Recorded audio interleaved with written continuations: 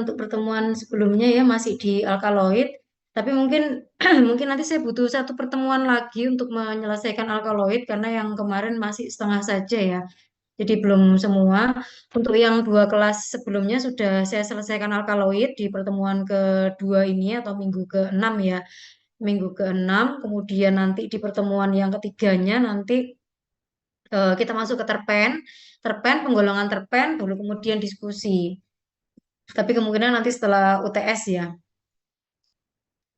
Kemarin saya lanjutkan dulu. Saya langsung masuk ke metode ekstraksinya, tapi mungkin nanti akan menyangkut tentang penamaan, klasifikasi. Mungkin klasifikasi lebih dulu yang saya bahas. Jadi mungkin kalau kalau mahasiswa mungkin membaca literatur atau mungkin membaca jurnal, kemudian ada yang mengistilahkan ada protoalkaloid atau alkaloid sejati atau alkaloid semu gitu ya. Itu sama semuanya benar. Jadi tidak ada yang salah dengan pengistilahan atau penggolongan alkaloid karena menggolongkan alkaloid itu bisa dilihat dari berbagai point of view ya.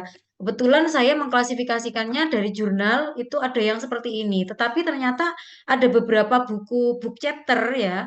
Jadi kalau misalnya Anda kesulitan mencari mencari apa namanya kesulitan mencari artikel yang terkini gitu ya, boleh menggunakan literatur berupa buku.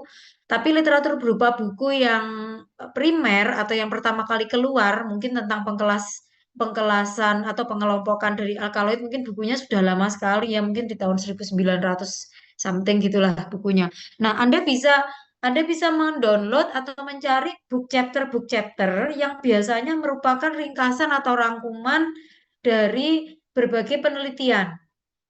Seperti dosen-dosen di IK contohnya ya, kami itu eh, apa namanya punya tridharma untuk menulis buku. Nah, kebanyakan dosen-dosen itu biasanya menulis buku tentang apa yang sudah dia teliti. Dan saya perhatikan di karya dosen-dosen itu sudah banyak yang juga mengeksplorasi dan menulis tentang metabolit sekunder ya. Jadi sudah banyak buku-bukunya. Jadi Anda boleh mencari di apa namanya di lamannya Sinta untuk mengetahui buku-bukunya dosen di IK itu apa. Jadi Anda bisa masuk ke sinta.kemdikbud.go.id gitu ya. Nanti nanti Anda cari IIK, IK Baktiwiyata, kemudian Anda cari di eh, fitur book gitu ya. Nanti baru kemudian Anda cari. Sudah banyak sekali judul-judul buku yang diterbitkan hasil karya dari dosen-dosen yang mengeksplorasi tentang metabolit sekunder. Nah, di beberapa buku itu ada yang mengklasifikasikan berdasarkan struktur kimianya.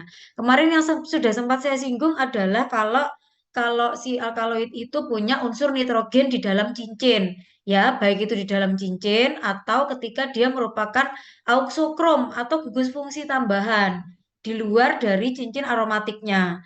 Ya, jadi ada yang di dalam cincin, ada yang di luar. Namun, ternyata ada juga yang mengklasifikasinya seperti ini berdasarkan asalnya atau berdasarkan tanaman penghasilnya ya.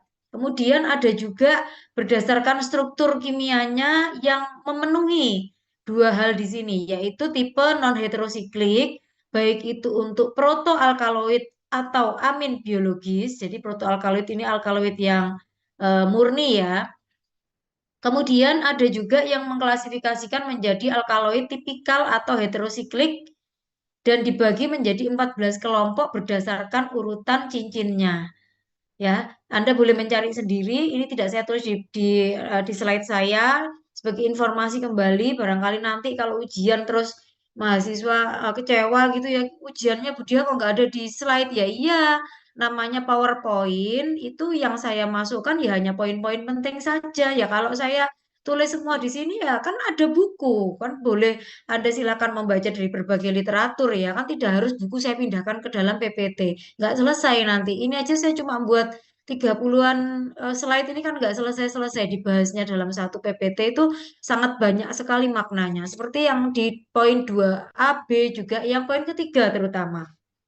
Poin ketiga itu, kalau misalkan Anda lihat, sekarang Anda boleh semuanya membuka handphone, Anda boleh mengetikkan kata kunci jalur biosintesis dari alkaloid, ya, atau Anda bisa menggunakan kata kunci biosynthesis of alkaloid gitu ya, cuma tinggal dibolak-balik aja dalam bahasa Indonesia atau bahasa Inggris sama aja. Biasanya bagannya bagannya atau eh, susunan dari jalur-jalurnya, pathway-nya itu sama aja. Baik itu bahasa Indonesia atau bahasa Inggris. Ayo silakan. Nanti coba Anda perhatikan, saya nggak minta dihafalkan ya. Nanti pun kalau saya tanya Anda cukup baca begitu. Coba Anda perhatikan jalur apa atau dimulai atau lead-nya ya, lead compound-nya atau senyawa penuntun. Lead compound-nya itu berasal dari senyawa yang memiliki gugus apa? Coba dilihat semuanya saja dibuka.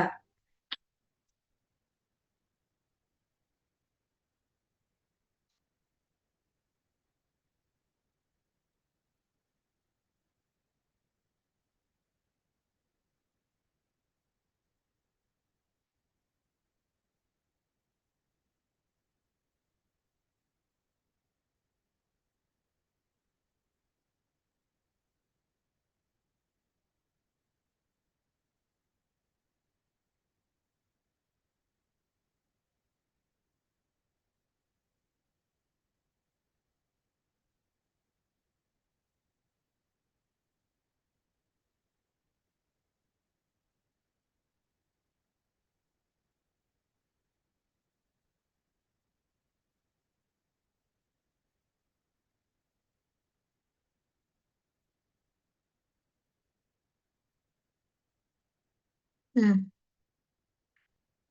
Sudah ketemu?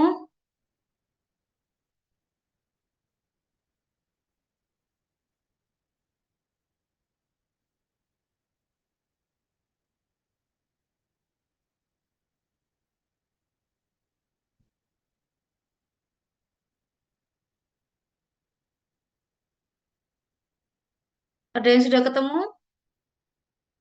Apa yang unik atau apa yang eh, spesifik yang Anda kenal dari pathway-nya atau dari jalur biosintesisnya? Ada yang mau menyebutkan tanpa saya panggil?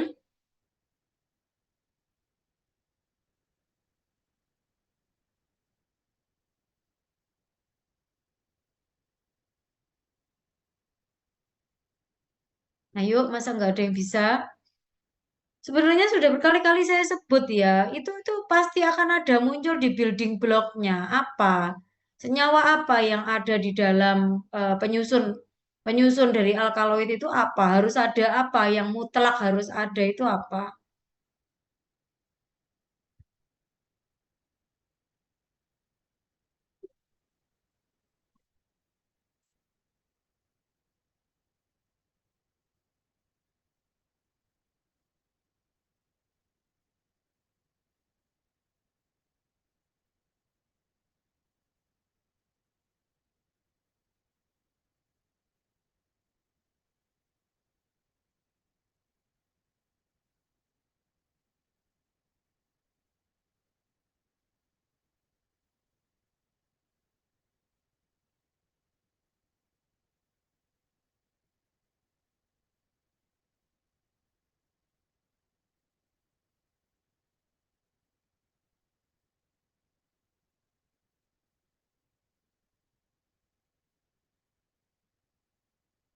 Nggak ada yang bisa.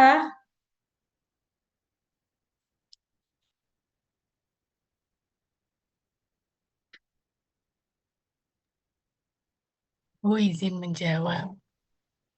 Bentar, Dewinda ya. Ini kelas apa kan ya? Ya, Ibu. Di sini ada yang jalur biosintesis alkaloid bervariasi tergantung pada kelasnya. Secara umum Hmm, ada tiga prekursor utama, yaitu ada asam amino, purin, dan terpena.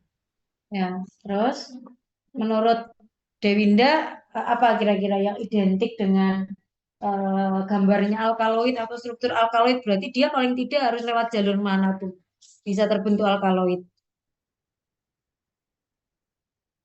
yang spesifik. Sudah benar sih jawabannya tadi, tapi yang untuk protoalkaloid atau maksudnya alkaloid yang umumnya ada dan kemarin sempat saya lihatkan gambar-gambar itu eh, di mana gitu? Apa lewat jalur yang apa?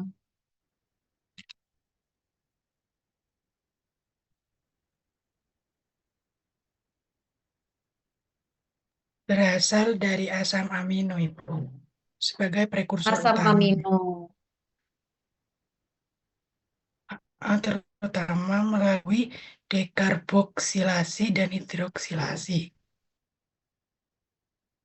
Ya, jadi kalau misalnya bentuknya adalah asam amino itu kan ada NH sama COOH ya, CO apa karbon karboksilat ya, ada karboksilatnya. Nah, tidak semuanya melalui karboksilat, tetapi sebentar.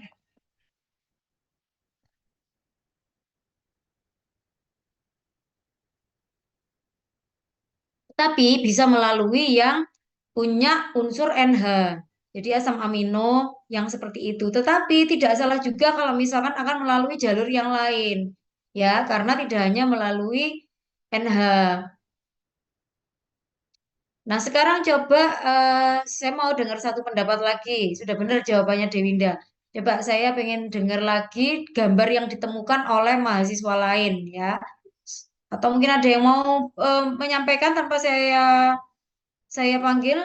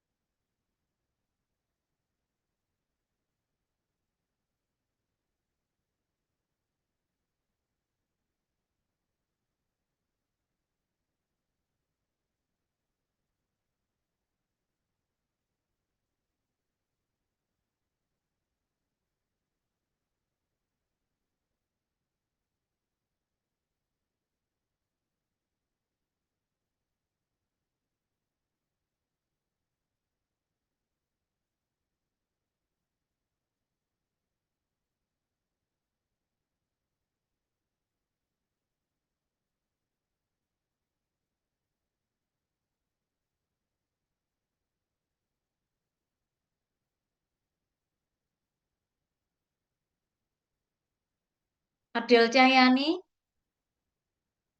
Coba kamu menemunya gambar yang lewat mana pathway-nya atau jalurnya? Jalurnya lewat apa?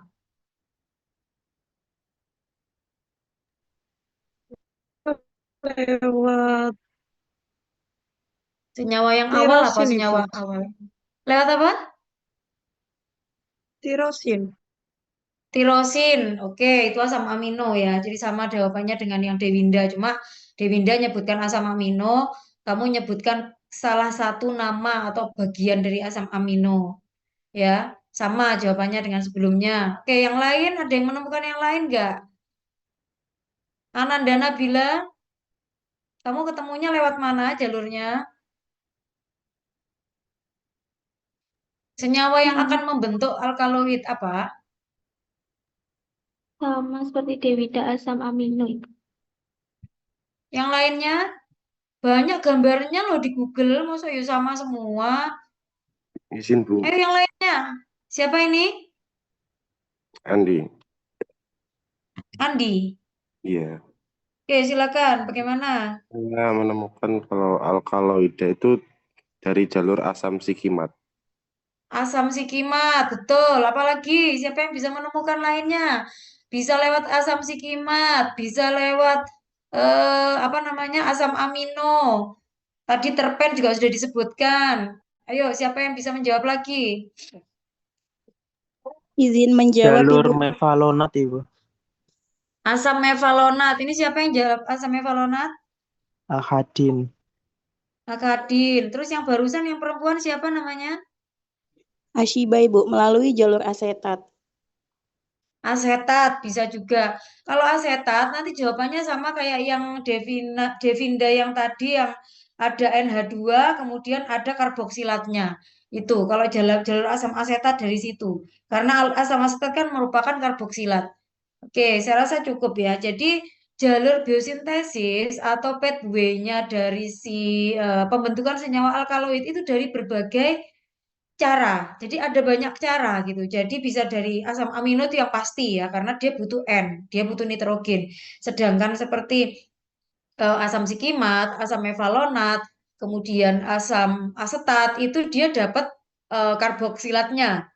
Jadi dapat bagian atau gugus karboksilatnya dari si alkaloid itu sendiri. Ya, jadi sebenarnya penggolongan alkaloid itu tidak hanya terbatas pada bentuk strukturnya saja, melainkan digolongkan dari mana dia berasal, ya, atau jalur biosintesis mana dia berasal. Misalnya, oh ternyata ini turunan asam amino, berarti dia masuk ke jalur biosintesis penggolongan yang kelompok asam amino. Atau mungkin, oh ini dia alkaloid tapi turunan dari asam sikimat itu juga benar, nggak ada yang salah. Jadi banyak jalur. Beda nanti dengan terpen ya yang di pertemuan berikutnya. Terpen itu agak unik karena struktur induknya dia apa namanya senyawa penuntunnya atau lead compoundnya si terpen itu relatif lebih kompleks. Tetapi setelah menjadi terpen kok dia bisa menjadi lebih sederhana ya lebih sederhana dan umumnya dia memiliki C kemudian 15 yang merupakan kelipatan dari angka 5 untuk jumlah C-nya. Itu untuk terpen itu nanti akan saya jelaskan lebih detail di pertemuan berikutnya. Nah, ini adalah penamaan, cara penamaan. Coba sekarang Anda lihat di gambar itu. Kalau nggak salah ini sudah pernah saya singgung.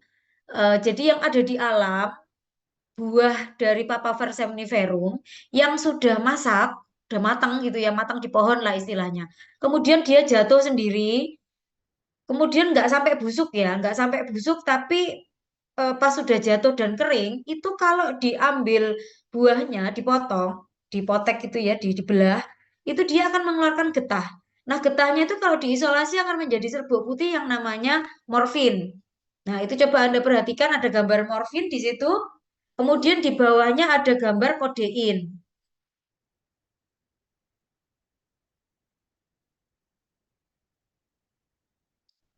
Di gambarnya ada gambar, di bawahnya ada gambar kodein. Coba Anda perhatikan, apa beda? Ini cuma melihat perbedaan gambar loh ya, nggak susah ya.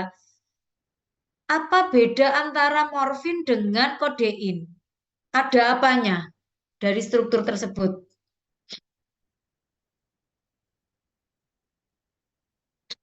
Ada tambahan unsur apa menjadi derivat kodein? Jadi kodein ini kan turunan dari morfin ya, dari tanaman Papaver somniferum yang diisolasi dari buah kering yang sudah masak dan jatuh di tanah gitu. Jadi nggak yang dipanen waktu masak pohon terus diimbu supaya keluar getahnya kayak kita biar buahnya matang gitu enggak ya. Jadi bukan cara panen yang seperti itu, melainkan buah papavernya harus jatuh sendiri. Buahnya harus jatuh sendiri, kemudian diisolasi senyawa morfinnya. Ya, seperti yang sudah dipelajari di farmakognosi bahwa senyawa metabolit sekunder, bahwa kandungan fitokimia dalam tanaman itu turut dipengaruhi oleh cara panen. Ya, salah satunya ini buktinya.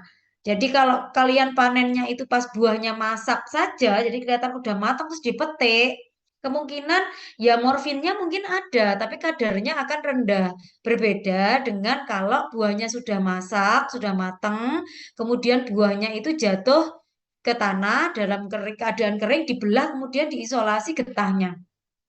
Ya, itu sekilas asal muasal morfin. Tapi ternyata kemudian dengan perkembangan iptek dilakukan sintesis terhadap morfin sehingga didapatkan senyawa kodein yang ternyata memiliki aktivitas untuk menjadi antitusif, tetapi punya efek narkosisme.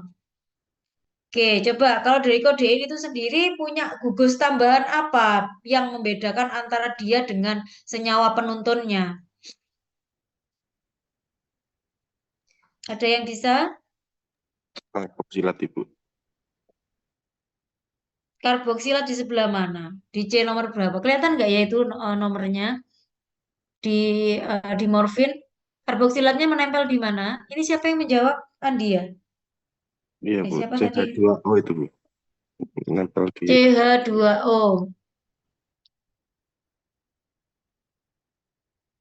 Di C nomor berapa itu? 3 ya kalau nggak salah. Ada yang punya jawaban lain selain menambah karboksilat?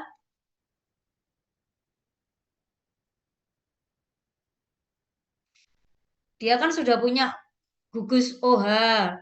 Kemudian dia bertambah menjadi apa di situ?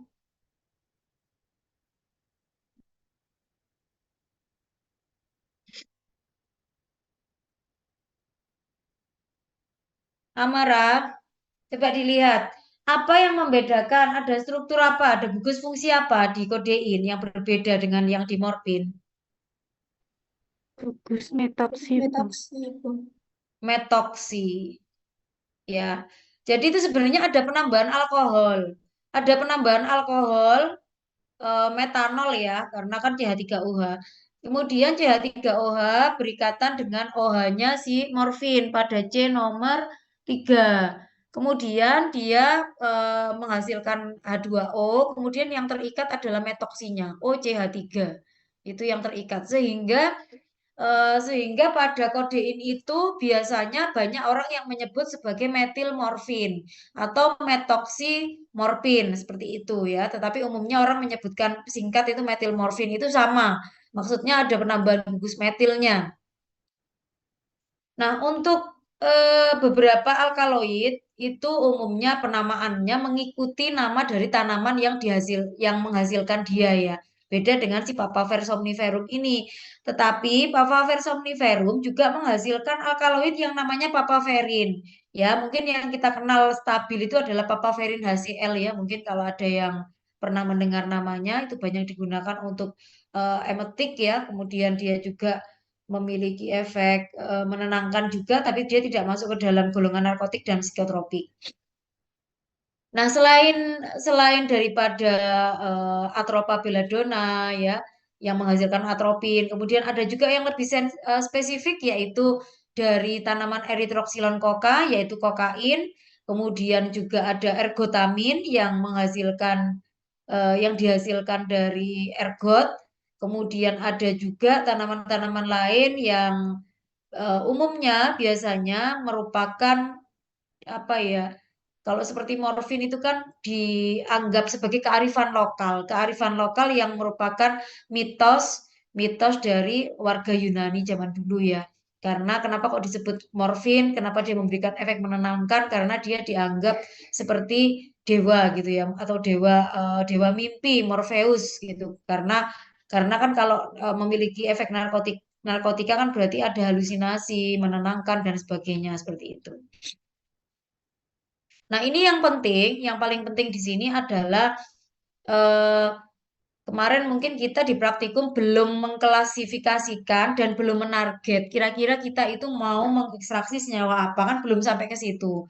Yang kita lakukan kemarin adalah kita punya raw material, kita punya simplisia, kemudian dari simplisia itu kita ekstraksi dengan menggunakan pelarut tertentu yang universal, harapannya bisa menarik berbagai senyawa bioaktif.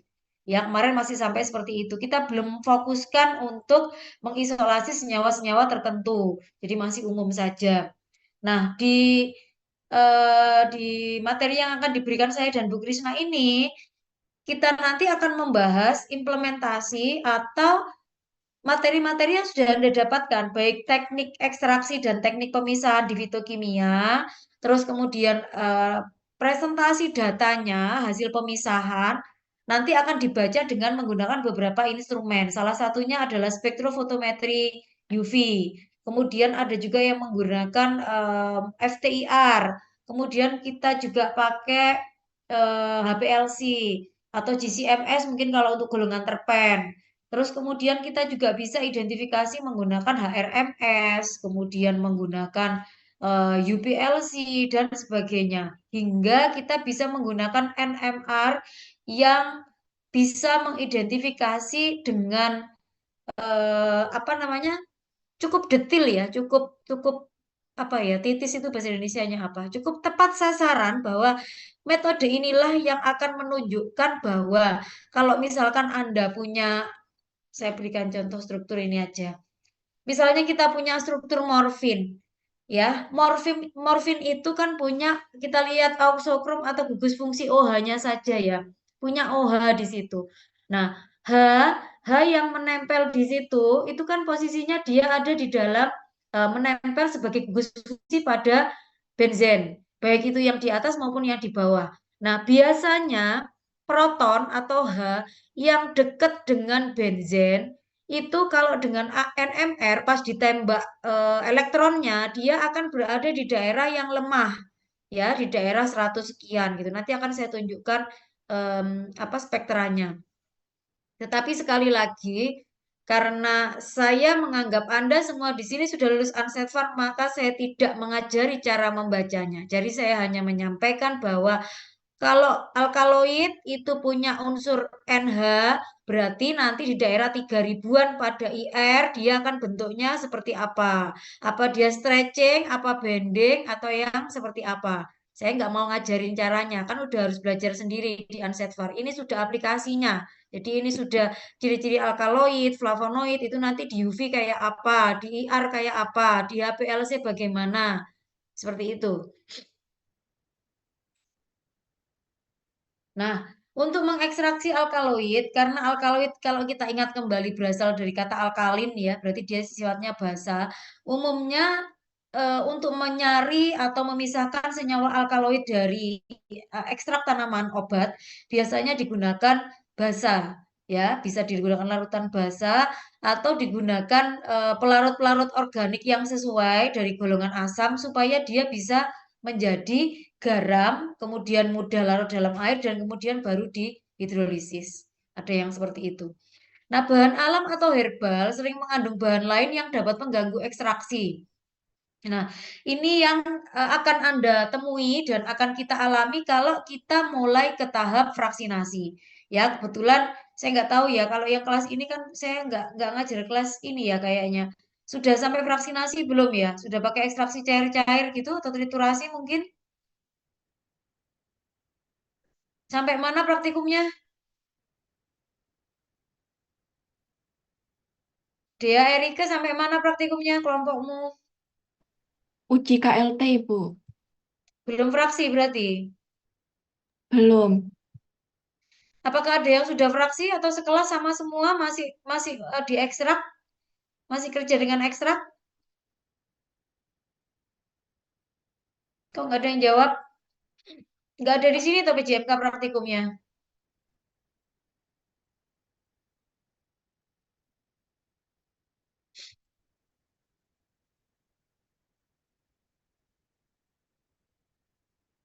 Devi Apriliana. Devi. Praktikummu Ibu. sampai mana kelasmu? Sama Ibu sampai KLT. Berarti semua semua kelompok masih KLT ya? Belum ada yang kerja di fraksi?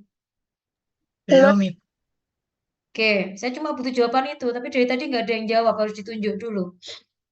Oke, nanti kalau misalkan Anda akan memfraksi, permasalahan-permasalahan teknis akan banyak ditemui. Terutama ketika kita akan mencampurkan pelarut yang manakah yang akan digunakan untuk memfraksi. Nah, untuk alkaloid biasanya kalau misalnya Anda kemarin melarutkan sampel simplisianya dengan etanol 70%, misalkan sudah encer. Nah, kalau kita akan menarik senyawa alkaloidnya dari ekstrak etanol tadi yang sudah dibuat, sudah dikentalkan, itu relatif akan lebih sulit. Karena alkaloid umumnya berada di dalam fase yang sifatnya semipolar. Ya. Nah, kemudian selain daripada etanolnya itu sendiri tidak optimum ya. Jadi bukan nggak bisa karena mungkin sudah terbukti mungkin alkaloid Anda pada positif walaupun Anda pakai pelarutnya yang etanol encer ya. Ada yang negatif alkaloidnya walaupun ekstraksinya pakai etanol 70%. Ada yang negatif uji screening KLT-nya atau semuanya positif? Iya. Sudah asli sama yang fotokopi ya? Iya. Oke, Pak. Yang ini punya Pak Ju. Yang asli ya, Pak ya? Yang tak simpannya. Yang asli tadi saya jemput. Hah? Yang asli sudah sembuh. Oh iya iya. Oke. Yang satu buat jenengan. Ini fotokopian. Yang dibawa ke Surabaya. Ini PDP Pak Bagus. Oh, Pak Bagus Sudah, toh. Ya ya ya ya. Ya. Itu yang ini distempel juga. Ada duit ya. Kalau uang semuanya distempel. Ini kan kwitansi. Distempel tapi bawa aja, Pak. Oke, ini tak stempel ya. Iya. Yang ini bisa. Tapi Pak Bagus, Mas. Kita Oh iya. Oke. Oke. Ya.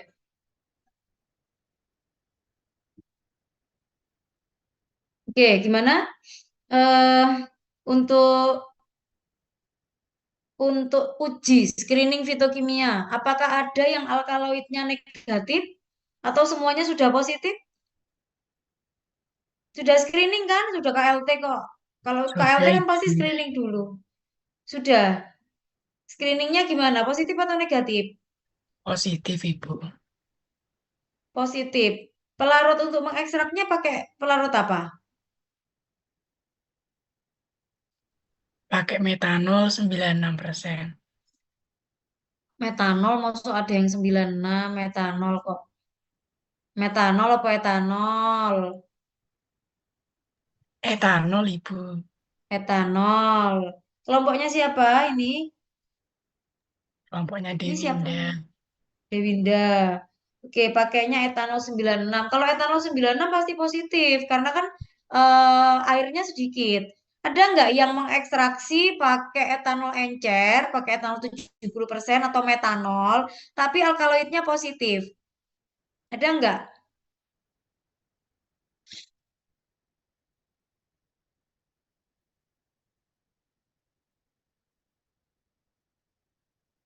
Kelompoknya apnia positif apa negatif alkaloidnya? Positif, Ibu. Pelarutmu pakai apa? Etanol 96%. Pakai 96 semua ini ekstraksinya. Iya. Enggak semua mahasiswa pakai etanol 96. Ini kelasnya Bu Rosa apa Bu Vita ya? Izin menjawab, Ibu. Kelompok saya pakai etanol 70%. Atas nama siapa ini? Arimbi, Ibu. Arin, Arimbi. Arimbi.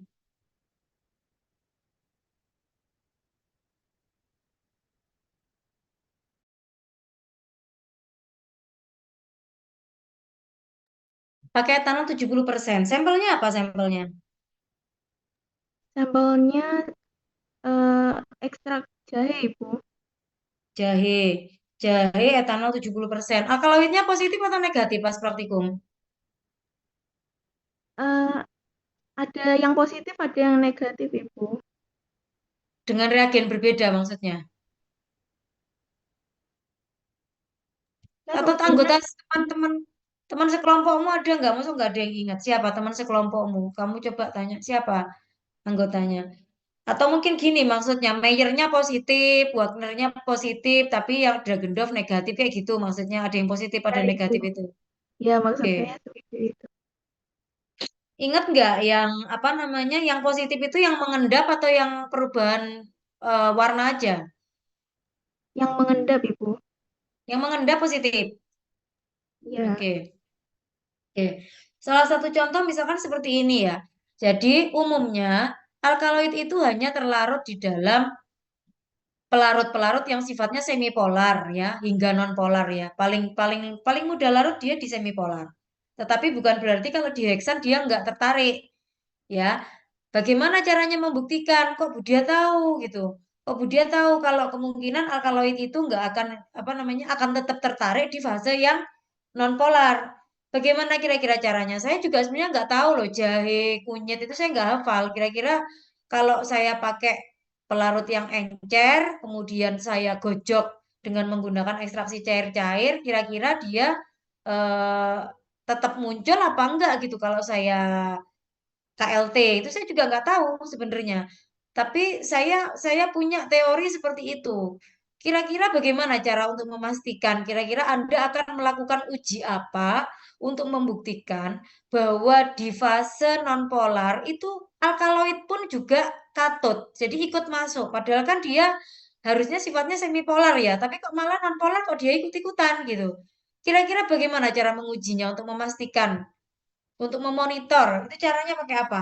Pakai uji apa?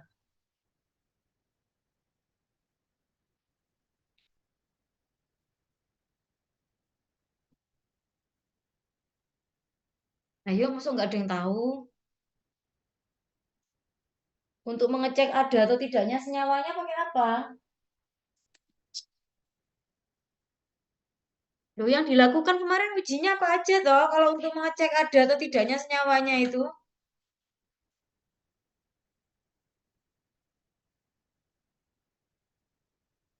Amara, Amara Maharani, pakai apa kira-kira kalau mau memonitor? Diuji pakai apa? Jadi kan nanti Anda vaksinasi itu punya beberapa fraksi, punya beberapa layer kalau digojok pakai corong pisah. Nah, terus untuk memastikan kira-kira senyawamu itu masih ada alkaloidnya atau enggak, atau dia mungkin cuma ikut ke yang heksan, atau bahkan oh ini di fase air enggak ada gitu. Nah, itu taunya pakai apa, uji apa? Yang sudah Anda lakukan, yang dilakukan di lab pengujian kualitatifnya itu untuk dasar supaya Anda tahu. Nanti kalau monitor itu yang dipakai terus-terusan ujinya. Apa? Pakai uji apa yang dilakukan?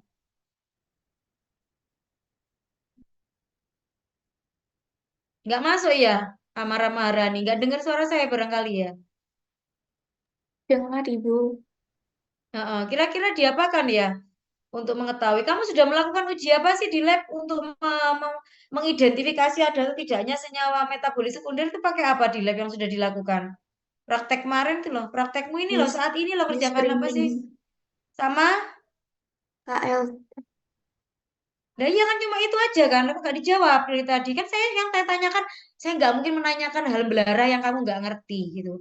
Wong yang kamu ngerti aja sering lupa kok, ngapain saya nanyain hal lain? Yang saya tanyakan itu pasti kamu sudah lakukan. Ini kan saya ini berusaha teori itu supaya jangan terlalu jauh dari praktikum. Jadi yang saya bicarakan di sini pasti nggak jauh-jauh dengan yang Anda praktekkan. Lah wong yang PJMK-nya itu saya yang membuat RPS saya kok. Jadi ya saya harus memastikan kalau praktek sama teori ini harus beriringan. Karena dosen-dosen juga harus ada sesi diskusi supaya apa yang sudah diberikan di teori, mahasiswa sudah serap ilmunya, dipraktekkan, mahasiswa ngerti apa yang dilakukan. Kemudian didiskusikan bersama pengampunya masing-masing di praktikum. Jangan terus dipisah-pisah gitu loh. Jangan terus merasa kemarin itu praktek, teori ya terakhir nggak bisa. Saya yang membuat RPS-nya baik di teori maupun praktikum. Jadi untuk memonitor kira-kira kalau di vaksinasi itu senyawanya sudah komposisinya berbeda, apakah senyawa yang polar dan apakah senyawa yang non polar itu sudah sesuai, itu kita bisa monitor dengan menggunakan kromatografi lapis tipis ya. Boleh nggak pakai screening? Boleh. Tetapi akan boros karena kan Anda tahu sendiri, screening kan Anda harus nimbang ekstrak dulu ya kan? Nimbang ekstrak entah 100 miligram, apa 500, apa 1 gram. Harus nimbang-nimbang dulu. Kemudian butuhnya kan banyak. Nah, itu akan boros dan tidak efisien. Sedangkan kalau untuk memfraksi, Anda harus membutuhkan banyak ekstrak. Saya pengen tahu di kelompoknya Aisyah Elvia, ekstraknya dapat berapa gram? Ingat nggak? Kira-kira banyak nggak kamu dapatnya waktu ekstraksi kemarin?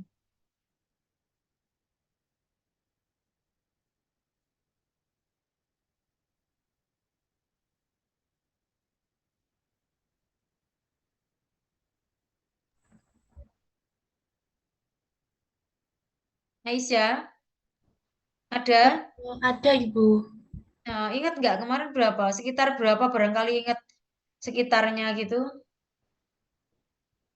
Untuk Em, mm-mm. untuk rata-rata berat ekstra kemarin 22 gram, Ibu. Sampelnya apa? Sampelnya lempuyang. Serum bed, zingiber serum bed. Iya, Ibu. Oke. Ya. Eh 20 gram itu kalau kita nanti vaksinasi itu cuma bisa untuk 4 kali kerja. Padahal nanti kalau kita memfraksi sampai mengisolasi itu kita membutuhkan sangat banyak sekali. Nah, coba Anda lihat gambar di depan itu. Itu kan gambarnya TLC plate ya, plat KLT ya. Nah, yang gambar paling kanan ada totolan yang kelihatan menghitam itu bisa melihat ya, ada di situ ya. Nah, itu adalah senyawa yang sudah murni. Sedangkan di sebelah-sebelahnya, dari mulai kiri, tengah, kemudian yang di sebelah kanannya, itu adalah ekstrak. Jadi yang masih belum murni. Jadi masih totolannya aja kan banyak sekali kan itu. Jadi ada yang paling atas itu ada kayak agak keunguan, terus kemudian agak ke bawah ungu kehitaman, terus bawahnya ada hijau, bawahnya lagi ada hijau yang konsentrasinya tidak sama antara yang pinggir tengah itu nggak sama. Kemudian yang paling bawah adalah titik penotolannya. Nah, yang sekarang ini saat ini sedang dilakukan, kita masih sampai di fase yang gambar 1, 2, 3. Gambar paling kanan kita belum dapatkan. Oh ya, ini habis ini ada praktikum ya? Ya ada kelas lagi nggak setengah 3? Ada kelas lagi jam berapa ya?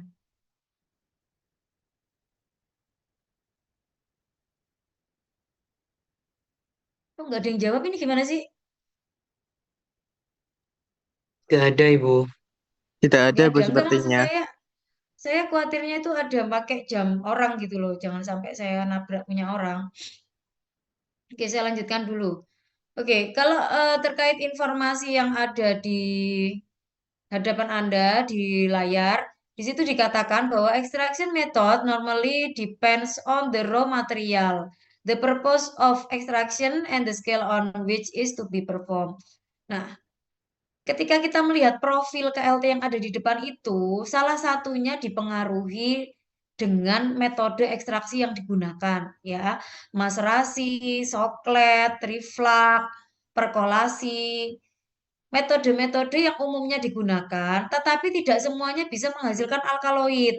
Yang umum bisa menghasilkan alkaloid, yang umumnya bisa menghasilkan alkaloid adalah yang triflak atau yang soklet. Ya, Mas Rasi, kok saya positif Bu waktu di screening? Iya, tetapi konsentrasinya tidak sebesar yang ada di riflak maupun di soklet. Kalau mau membuktikan, Anda bisa totolkan dengan KLT. Ya, seperti yang ada di gambar depan itu, yang paling kanan itu kan kelihatan menghitam dan bunder gede banget gitu ya. Itu konsentrasinya besar. Walaupun mungkin dia sama-sama di totolnya hanya 2 totolan, tetapi karena dia pekat, konsentrasinya tinggi, maka dia bisa menghitam dan besar seperti itu nodanya. Nah, kemudian disampaikan juga the purpose of extraction and the scale on which is to be performed. Jadi skalanya di sini seperti konsentrasi, kemudian perbandingan fase gerak, itu nanti juga akan mempengaruhi performa atau penampilan dari profil kromatogramnya. Ya, maka dari itu seperti yang sudah dipraktekkan ya, kalau yang di saya tadi itu yang kelas hari Rabu.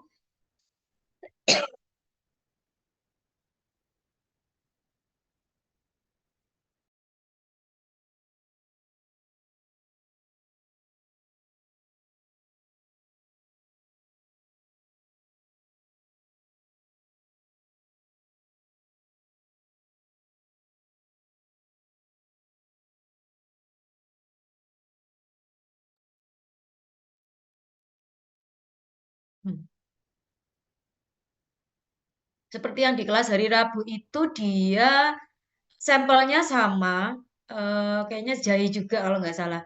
Jahe, kemudian dia menggunakan fase gerak yang sama juga. Oh, ada di sini. Sebentar, saya tunjukkan contohnya.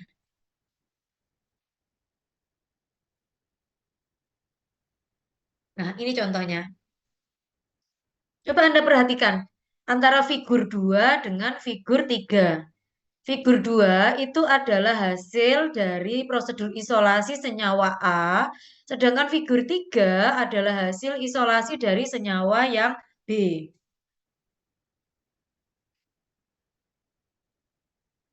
Nah, mungkin ada yang bertanya-tanya, itu di gambar 2 itu kok ada 3 plat ABC. Di gambar 3 juga ada 3 plat ABC. Nah, coba Anda fokus kepada masing-masing figur. Pada keterangan gambar yang A, itu keterangannya sama-sama heksan etilasetat 9:1. Ya, baik di gambar 2 maupun yang di gambar 3. Sudah dilihat semuanya, semua bisa melihat ada tulisan heksan banding etilasetat 9:1. Sudah ya. Nah, sekarang coba Anda amati gambar plate-nya. Di bagian yang A, sama-sama menggunakan heksan etilasetat 9:1. Tetapi kenapa? Kok yang figur 2, gambarnya itu kan agak turun ke bawah kan, nodanya, bundernya? Iya enggak? Sedangkan yang gambar 3 atau figur 3, totolan nodanya itu kelihatan lebih tinggi.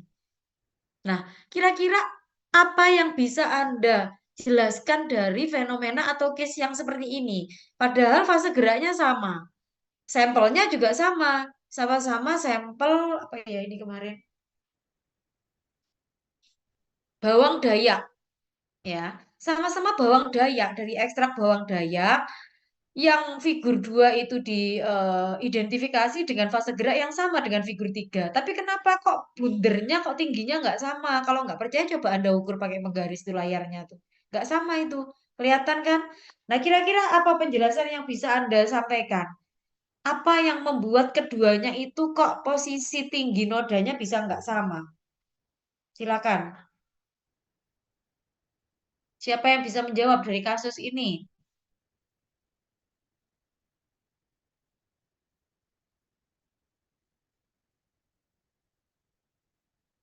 Ayo, masuk ke sing iso menjawab.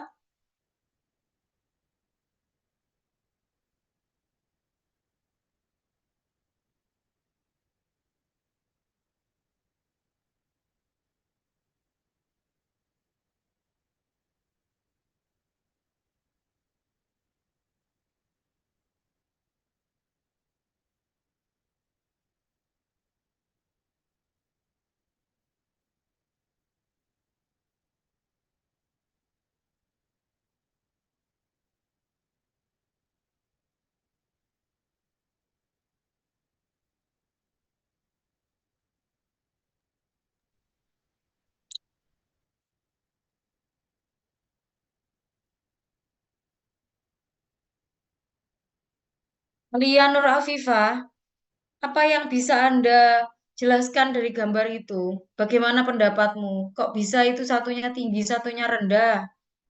Sifatnya bagaimana antara yang mau jelaskan sifatnya yang gambar 2 atau gambar 3? Kira-kira bagaimana penjelasannya?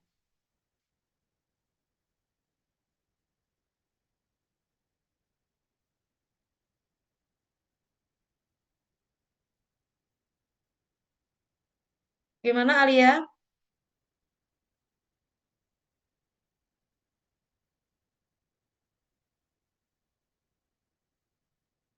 Sifatnya bagaimana kalau RF-nya lebih tinggi? Polar, non polar, apa semi polar? Ini Alia dengar suara saya nggak ya? Kok diem aja? Kok di mute terus? Dengar Ibu sebentar.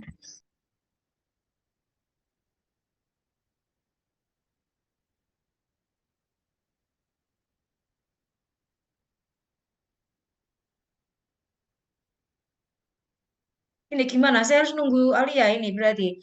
Coba Anissa Cakra aja. Non-polar Ibu. Apa? Non-polar. Yang jawab siapa ini? Alia Ibu. Non-polar? Kok bisa non-polar dari mana? Coba Anissa Cakra bagaimana jawabannya? Kalau RF-nya tinggi itu non-polar, Bu. RF-nya tinggi non-polar. Coba sekarang gini aja. Untuk membuktikan kalau RF-nya tinggi non-polar atau tidak, Anda coba lihat ke figur 2. Ya. Coba lihat ke figur 2 semuanya. Anda lihat fase gerak A, B, dan C. Fase gerak A itu heksanetilasetat 9:1. Ya. Kemudian fase gerak B, toluan etil asetat 9:1. Kemudian C, kloroform metanol amonia 85:15 dan banding 1. Itu adalah untuk yang fase gerak senyawa C, yang RF-nya paling tinggi. Sekarang, kalau memang gambar 2, senyawa yang RF-nya paling tinggi itu nonpolar, Anda perhatikan fase geraknya.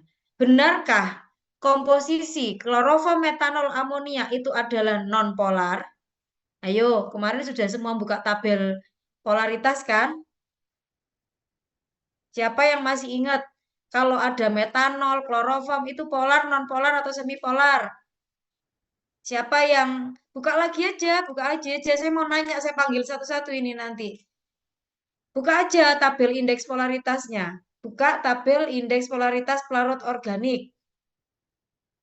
Ayo coba dibuktikan bahwa jawaban Anda tadi itu benar. Kalau RF-nya tinggi berarti non-polar. Assalamualaikum.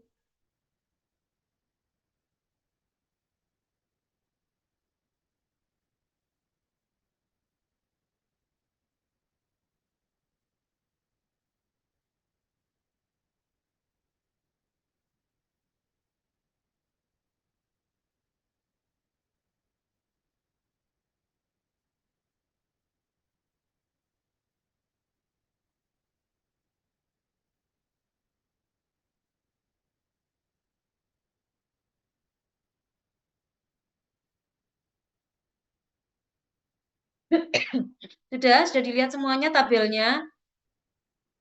Heksan ada yang A itu ya, ada heksan etilasetat, yang B toluen etilasetat. Antara heksan, toluen itu lebih non-polar atau lebih polar dibandingkan kloroform metanol dan amonia? Alifta Salsabila. Sudah dibuka tabelnya?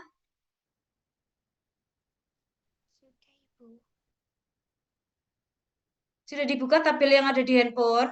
Tabel indeks polaritasnya?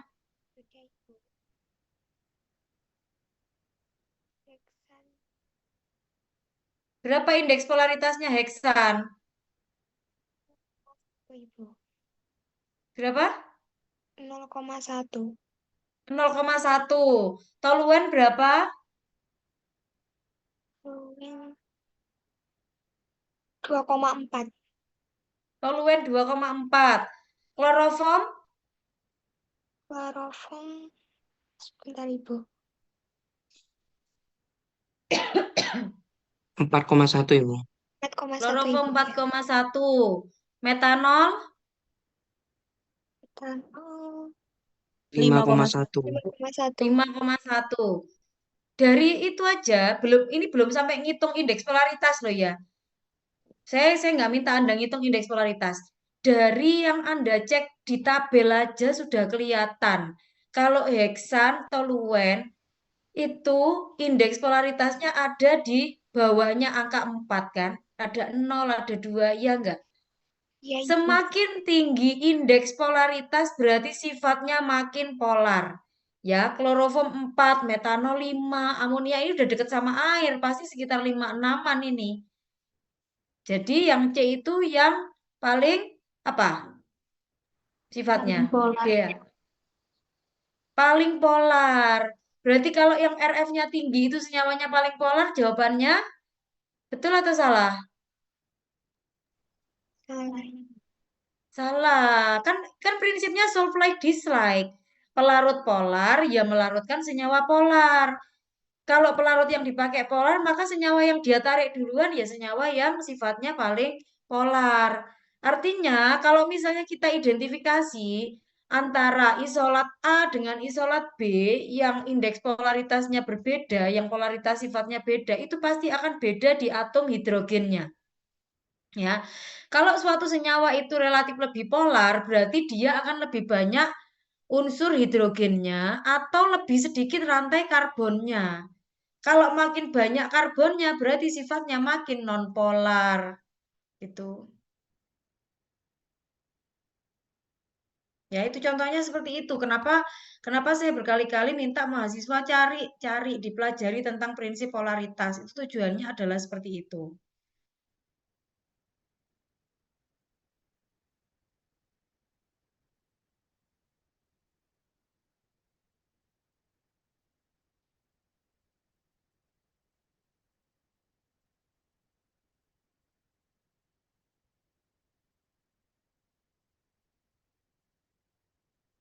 Baik, sampai di sini ada yang ditanyakan? Yang ini nanti bisa dibaca sendiri. Kalau untuk yang spektro UV, ini saya rasa menurut saya mahasiswa harus sudah tahu ya tanpa saya menyebutkan. Ini kan ada, kalau Anda lihat di jurnal ini, nanti Anda akses sendiri jurnalnya ya, ini ya, jurnal-jurnalnya, nanti PPT-nya saya bagikan ke PJMK. Nanti Anda lihat di bagian spektro UV, itu senyawanya teridentifikasi pada panjang gelombang maksimumnya di 271. Berarti dia di daerah UV, ya. Nah, umumnya senyawa alkaloid itu kan warnanya kan putih. Kemarin ya, kecuali yang nikotin ya, kecuali kasus-kasus tertentu ya seperti nikotin. Semua berwarna putih sehingga mereka akan muncul di daerah-daerah UV. Ya, nggak mungkin kalau ada identifikasi alkaloid tapi lambdanya ada di daerah 600-an. Itu jelas salah. Jadi kalau Anda representasi dari suatu artikel, saya minta mungkin nanti ujian saya tampilkan spektra, saya crop gitu aja ya. Coba jelaskan analisis Anda mengenai senyawa di atas gitu ya. Saya tunjukkan gambar UV, ada IR, kira-kira punya gugus fungsi apa, punya apa namanya, punya dugaan itu senyawa apa, itu Anda harus paling tidak sudah bisa. Seperti ini kan hanya punya satu bahu. Ya, satu bahu ini jelas ini bukan golongan flavonoid. Kalau flavonoid dia akan muncul lambdanya di daerah visible. Muncul di daerah visible, kemudian dia punya dua bahu. Ya, jadi ada dua seperti itu. Bahunya yang satu kecil, yang satunya melebar. Karena dia punya dua cincin aromatik. Nah, mungkin ada yang bertanya, bukan alkaloid punya cincin aromatik juga. Kok dia cuma satu muncul bahunya? Iya, untuk alkaloid memang hanya satu munculnya. Karena itu merupakan suatu fenomena. Untuk yang flavonoid itu memang spesifik ya. Spesifik karena ada reaksi-reaksi tertentu sehingga dia akhirnya terpisah. Ada pergeseran gitu sehingga dia terbentuk dua bahu. Beda dengan yang alkaloid ini. Nah, kemudian kalau untuk FTIR-nya atau infrarednya, ini yang saya lingkari di gambar sebelah kiri untuk yang isolat A, itu adalah serapan yang spesifik dari senyawa alkaloid. Jadi kalau mau nebak itu alkaloid atau bukan, itu Anda langsung melihat di daerah fingerprint. Ya, caranya kalau baca. Ya, saya tidak menginformasikan cara membacanya nanti seperti apa, tapi intinya kalau mau tahu itu senyawa golongannya apa, langsung lihat di daerah fingerprintnya. Daerah fingerprint itu berapa Bu lambdanya? Biasanya di daerah serapan 1700 sampai yang ke 500. Itu yang spesifik ada di situ. Sedangkan kalau 2000-an sampai ke 3000-an sekian, itu umumnya bukan spesifik dari struktur senyawanya, melainkan gugus kelompok-kelompok gugus fungsinya saja. Ya, jadi yang saya beri lingkaran hitam itu adalah spesifikasi dari senyawa isolat A yang diduga adalah senyawa alkaloid. Sedangkan untuk yang sebelah kanan, yang isolat B, itu juga senyawa alkaloid, tapi dia merupakan golongan amin tersier. Nah, nanti bisa dipelajari sendiri, silakan nanti dibaca bagaimana cara untuk melakukan purifikasi alkaloid, itu umumnya bisa dilakukan pengendapan. Kalau mungkin Anda ingat kembali waktu praktikum, hampir semua reaksi kimia yang dilakukan untuk mengidentifikasi alkaloid prinsipnya adalah pengendapan. Ya, jadi dari 3 metode seperti Wagner, Mayer itu kan dia diamati pengendapannya ya. Kecuali untuk Dragendorf dilihat perubahan, apakah ada perubahan menjadi kekuningan atau kecoklatan dan sebagainya. Nah, ini juga metode ekstraksi terpilih yang digunakan bisa dengan cara menggunakan soklet seperti tadi saya sampaikan. Maserasi juga bisa menghasilkan alkaloid, tapi konsentrasinya rendah. Sedangkan untuk soklet dan reflux itu diduga lebih tinggi karena memang ada pemanasan. Di reflux sama soklet kan pakai pemanasan ya. Maserasi alkaloidnya ada, tapi kan kita nggak tahu itu golongannya apa dan beratnya berapa.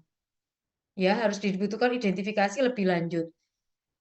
Selain menggunakan metode soklet, juga bisa dilakukan dengan menggunakan larutan pelarut organik ya, umumnya yang bersifat basah untuk menarik basa murni dari si alkaloid itu sendiri. Nah, ini adalah metode ekstraksinya. Yang ketiga ini pakai ekstraksi cair-cair atau menggunakan corong pisah.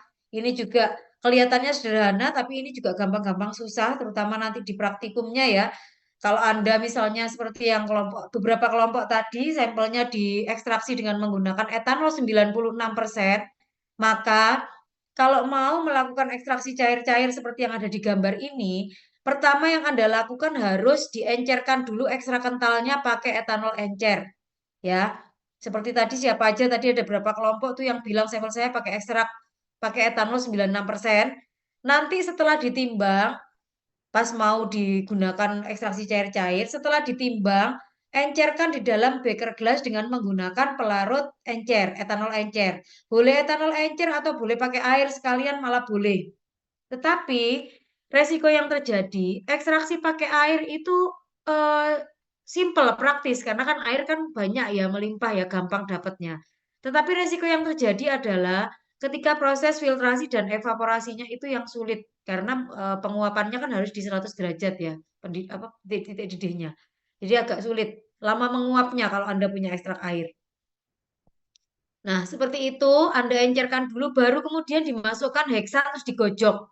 Baru setelah digojok ditaruh lagi seperti ini, distatip, didiamkan, kemudian dipisahkan. Ya, kira-kira yang bagian bawah Kalau dari yang saya sampaikan tadi untuk proses fraksinasinya. Yang bagian bawah itu kira-kira yang larut dalam etanol encer atau yang larut dalam heksan? Balkis? Balkis ada? Ada, Ibu. Ya, larutan yang mudah larut di dalam etanol kira-kira atas atau bawah?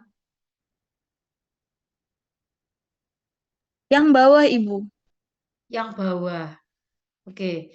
Jadi yang larut di dalam air itu adalah bagian bawah, dibuka dulu kerannya, kemudian setelah sampai pada tanda batas langsung keran ditutup, kemudian ditampung dengan menggunakan cawan porselin yang lain. Ya, caranya demikian. Oke, mungkin saya rasa seperti itu untuk alkaloid sudah saya mungkin tidak semuanya bisa tersampaikan, tapi paling tidak seperti yang saya bilang di awal tadi, yang namanya PPT itu hanya isinya poin-poin penting. Jadi tolong silakan diperkaya. Kata-kata kunci yang ada di dalam slide PPT ini kalian cari. Misalkan kalian apa namanya kopas gitu ya, di copy dulu yang mana yang mau dipelajari tentang apa. Anda kopas, kemudian Anda baca lagi, cari literaturnya, dipelajari maksudnya apa. Kalau nggak ngerti, silakan boleh bertanya ke saya konsul walaupun itu sekedar ingin menanyakan teori, ya. Jadi mungkin seperti itu untuk perkuliahan siang hari ini yang ada di Zoom saya ada 44 mahasiswa, saya belum hafal ada berapa totalnya. Minta tolong Dani diinformasikan ke saya nanti di Telegram pribadi, tolong disampaikan mahasiswa yang hadir berapa dan tidak hadir berapa. Gitu ya. Tetapi ini saya lihat ada 44 ya. Ada 44 semuanya, 45 dengan saya. Baik, mungkin seperti itu untuk perkuliahan berikutnya nanti insya Allah setelah libur kalau nggak salah langsung TS ya? Atau masih ada satu pertemuan lagi? Satu pertemuan kayaknya ya. Masih ada satu pertemuan kalau nggak salah. Nanti kita masuk ke terpen. Baik, mungkin saya akhiri sekian. Wassalamualaikum warahmatullahi wabarakatuh. Waalaikumsalam. Waalaikumsalam.